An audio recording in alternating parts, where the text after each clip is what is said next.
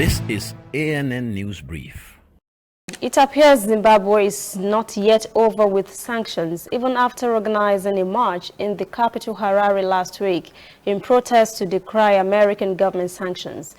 Well, the U.S. State Department has announced its decision to impose sanctions on Zimbabwe's State Security Minister, Owen Kube, over his alleged involvement in gross violations of human rights.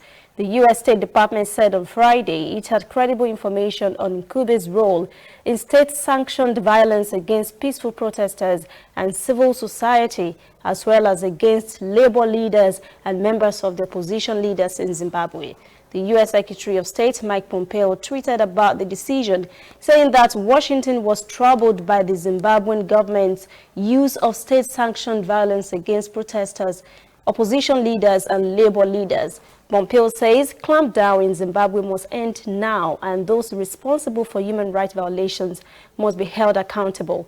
The Zimbabwean government says the sanctions that were imposed since 2001 have cost the country billions of dollars in lost revenue as it battles shortages of basic supplies such as fuel, power, and water.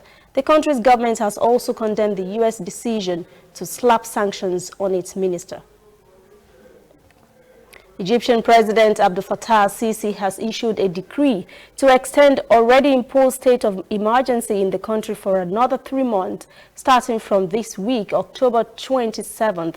Egypt's official gazette reported on Saturday that the decree will have the armed forces and the police take necessary measures to face terrorism, maintain security nationwide, protect public and private properties, and preserve the lives of citizens. Sisi first imposed a 3-month nationwide state of emergency in April 2017, following a twin bombing at 2 churches in the northern provinces of Gabia and Alexandria that killed at least 47 and wounded more than 120 others.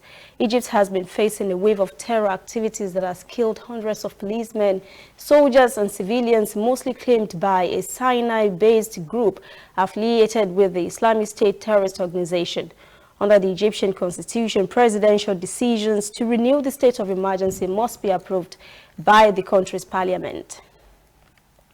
For details on these and other breaking stories, visit our website, annafrica.news. Conversation continues on our social media platforms, Twitter, Instagram, and Facebook at ANN Africa TV.